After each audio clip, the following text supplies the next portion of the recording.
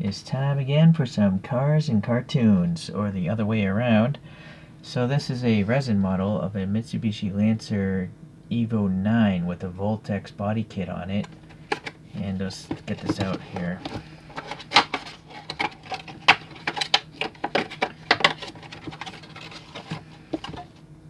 Alright, so it's interesting. It says EraQ and then error. I think this is error 404, which makes, a lot of high-end resin models that actually look like real cars, not like cartoons. But I kind of feel like I've seen EraQ before, but by YM Model, who makes other high-end, realistic-looking models. So I don't know what the deal is. Maybe this brand EraQ is just approaching these companies that make nice models and saying, hey, can you make a cartoon version of it? Voltex is out of Suzuka, Japan. They make fiberglass and probably carbon fiber body kits. Okay. I don't think there's any licensing though. Alright. Is there any tape holding this down? No tape, so the cover's not so bad. Oh, nope, there is tape. It just, I'm used to seeing it across the bottom, but it's just up here. So, come on.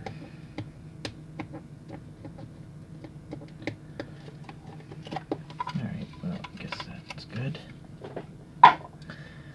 Alright, let's, I'm not going to take this off the base. It's too nice. So, we're going to have to just live with the thing on the stand here. So, that's the foreshortening view. Interesting. Okay, this is 3/4 front view.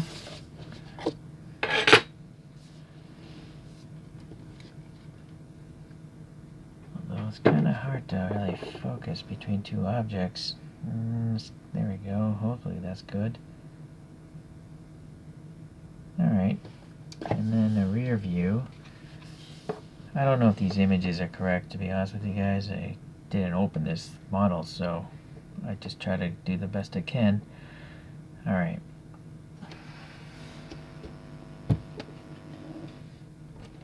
So let's see what kind of details here. EraQ or error 404. Let's just look at this thing. Yeah, so it does have EraQ, and it does have this error 404 thing. Seems to be around 300 of this color, I'm guessing. And it's a really shiny metallic nameplate. I'm not a fan of these weird bases, because they're made of usually synthetic plastic materials. This feels like feels like fake fur of all things. I just hope it stays nice over time. All I know is like fake leather tends to crack after a while. So hopefully this won't fall apart, in the future. Alright, so looking at the side view here, it's a really interesting green. I feel like my camera, looking at it through my camera screen, is a much brighter green than when I look at it with my own eyes. With my own eyes, it's almost like a concrete kind of green. It's a really dull green, almost like a concrete gray, but it's definitely green. And now I'm noticing I have paint on my fingernails, so I apologize. I don't actually see this stuff when I wash my hands. It's not until I pulled out this camera that I realize all the hobby paint I have on my hands all the time. Okay, well, yeah, I'm just looking over the paint here. I feel like there is oh, thankfully that's gone, whatever that was. Alright, so let's start with the wheels here.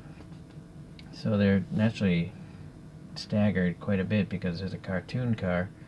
I'm not sure what wheels these are supposed to be going for in the real world. Please leave a comment if you can to make a good guess. I don't know if they're raised T37s. I feel like the spokes are too narrow.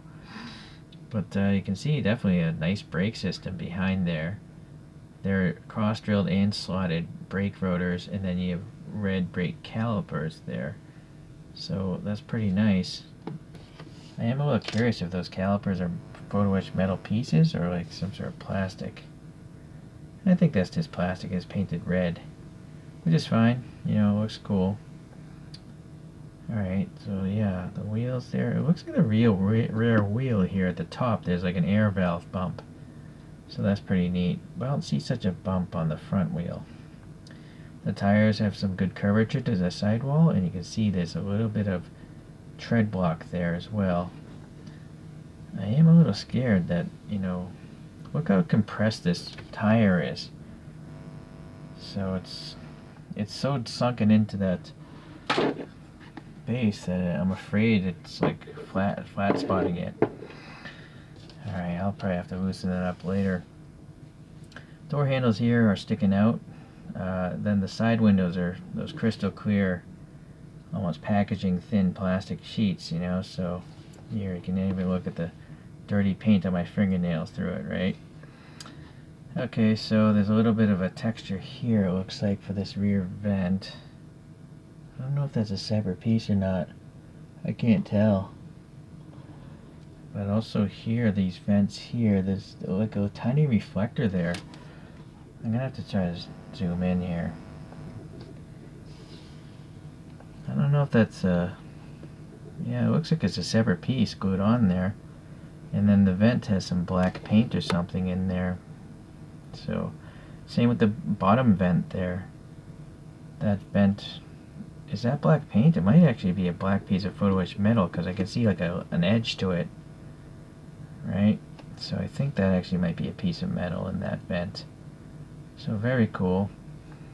The panel gaps are a little bit dirty. But again, this is under magnification. I didn't even see it before, so I guess most people won't notice. The side mirrors are definitely a separate piece of plastic, and they have shiny reflective stickers in them. Coming around to the front, whoa, there's just so much going on in this model. I'm going to be zooming in and out all the time, I think. But we got the headlights, right? And there's clear lenses, and behind those lenses you can see a whole bunch of light details. Wow, it's really neat. I'm gonna have to zoom in again. I feel like those lights behind the lenses are separate pieces. I can't focus on it. It's too close maybe? Or is it reflective? Right there, see those, the circles, I think those might be separate silver discs to represent the 6 headlights. So that's very nice. And then the lens itself covering all that actually has this orange paint on it. I'm gonna guess the paint's on the inside surface. And now we have these canards and the chin spoiler that has the carbon fiber texture going, as well as some silver indications of some sort of bolts or something like that. So that's pretty nice. The vent there, you know, by the canards, looks like they have a metal piece or something in there with a texture. Let me get a flashlight. See? The break between the black and the green is so good that I kind of feel like that's a separate piece. Same with the main grille. And then obviously you can see a silver intercooler back there. It's a separate piece as well. Okay. So there's a lot of work going on here. I mean, just looking at this view, you wouldn't know it's a cartoon car. You would just think it's a high-end resin model. Okay, so these vents up here have black paint in them. And then the wiper blades. Yeah, they're separate metal pieces. And I'm gonna guess they're photo etched. I almost feel like they're bent 90 degrees and touching the glass perpendicular. They're just so thin, it's really hard to tell. Yeah, see those wiper blades? I think they're literally bent 90 degrees, or at least 45 degrees, so they're scraping the glass. And so the front windshield has the blackout on the back side, and it's got this chapter 1, whatever that is, I don't know, printed on, really nice. And you can see a little bit of the interior. So this is one of those rare cartoon cars that have an interior. Oh, most of them just have a blanked off canopy, it seems. At least a lot of the other resin ones I've gotten. Okay, let's see about this side. Anything different? Probably not. Okay, no QC problems. Looks pretty good. Let's go around to the back here. I'll get a different angle because this base is kind of in the way. Alright, so Evo9 there is obviously printed very well. It's probably like a shiny decal or something. And same with the Mitsubishi Diamond. Very nice. What's that badge on the lower left? I don't know what that says. I don't know. But it's some sort of badge. Lancer? Or Voltex? I can't make it out. I almost think it says Lancer. Yeah, but it doesn't say Evo9. Okay, well the taillights, just like the front, have a clear lens and then lights behind them. Like the red, those look like red plastic clear pieces. Same with the backup light and this orange one. That might, I don't know if that's orange paint or a separate orange piece behind this clear. You can see the glue residue here. They're using some sort of glue obviously to hold that lens on, but under 4 times magnification it might not look nice, but half an arm's length away you really can't see it. So let's see this exhaust here. I don't know if that's plastic or a metal tube. It's very, very round and it's relatively thin. I almost feel like that has to be a metal tube to be that thin and yet so round and yet so hollow. So, possible. Don't know for sure. Sadly, the license plate doesn't have anything there. It would have been nice to have like a decal, maybe say Voltex or something. This tow hook is really nice. It's, you know, it's a photo etched piece of metal. And then this diffuser here is just black. It's interesting that it doesn't have a carbon fiber texture like the front. Okay. Yeah, that looks like a separate metal piece there. You can actually see the green bodywork through the vent holes. Very impressive. Okay, this rear wing. Look at the base. It's got like indications of the bolts holding it to the trunk. Then it's got these pretty thin struts. I'm going to have to assume those are metal. They're that thin. I mean, they're thinner than the tip of a dental pick. And then this wing does have a carbon fiber texture. And that's got to be a decal, the wrinkliness of it. And this pocket right here. Yeah, see, that's not cool. The rear window has this chapter 1 again, the defroster lines, which frankly I'm not a fan of. Some sort of wind disruptor or something here. Vortex generators or something. I think that might be stock on the regular Evo9. I can't recall. Please leave a comment if you know. These little rain gutter things here are protruding. I don't really see it on the real car though. Just some design liberties apparently. Okay, so I guess it's time to try to peek into the interior. And pleasantly, because the windows are so clear, I don't need a flashlight, and the windows are so tall. I am maxed out at 4 times magnification, so we can't get any further, but you can clearly see the multiple colors there in the instrument cluster. You know, the tach, the speedometer, all that stuff. The steering wheel looks to have some silver on it. I don't know, yeah, I guess it's just a Mitsubishi tri-diamond there. Now what's really cool is the dashboard there, the top. I don't know, I'm gonna guess those are additional gauges. I'm gonna guess that's not stock, you know, on a Evo9.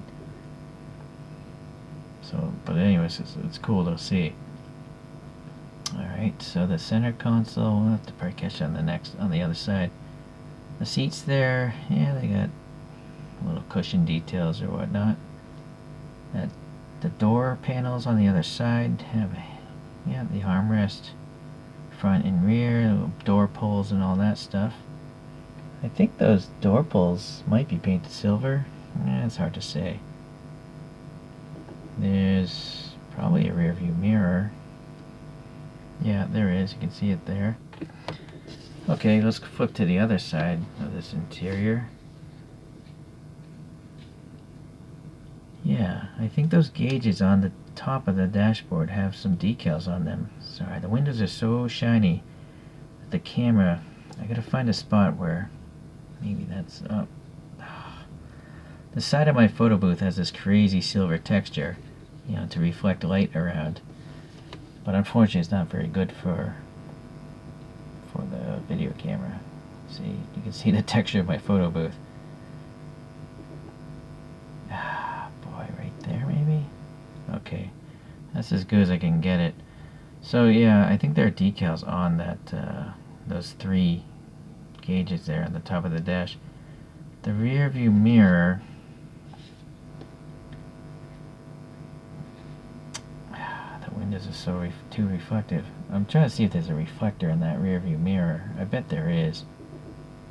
Sorry, can't do it. All right. Stick shift. Center console there. Looks like it's got some silver there for the radio and entertainment center or whatnot. So, very cool. I mean, as I mentioned, it's very rare to have an interior on a super deformed car. Very rare. So, that might be why this model costs so much. Alright, well, let's compare it to a couple other vehicles.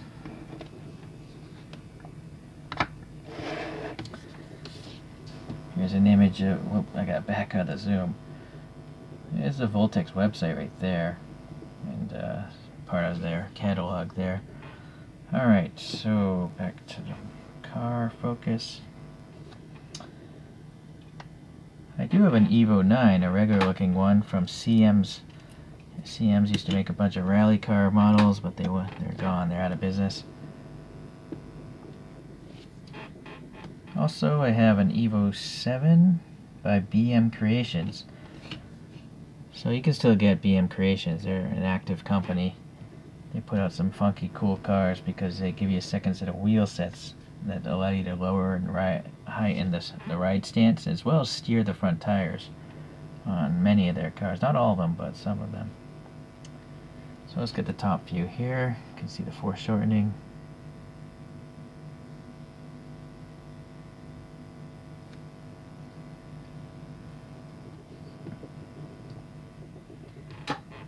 Alright, let's make a little room for some choro-q action.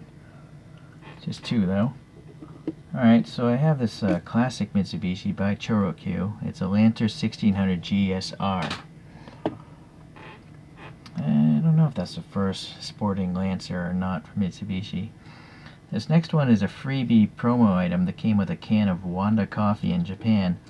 And it's representing the Lancer from the Rally Japan of, I don't know what year, maybe 2008, 2009, I can't remember. Okay, so a couple other deformed cars.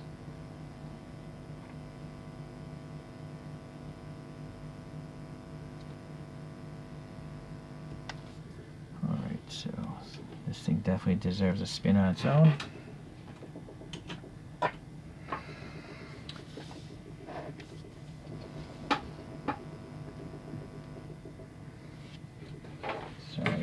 Table, this always something rattling on the table. Alright, well, whether you like cartoon cars or not, you wouldn't be watching this probably if you didn't like cartoon cars. The question is this worth the price that I got this for off AliExpress? I think it is. There's just as much work in this thing as any other 1/64 scale resin that looks like a regular car. I mean, this has the whole interior just like a regular one as well.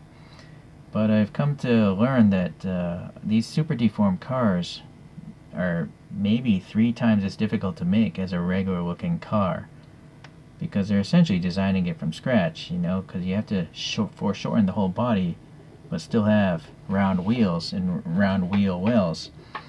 So there's a lot of work in the CAD design of this model.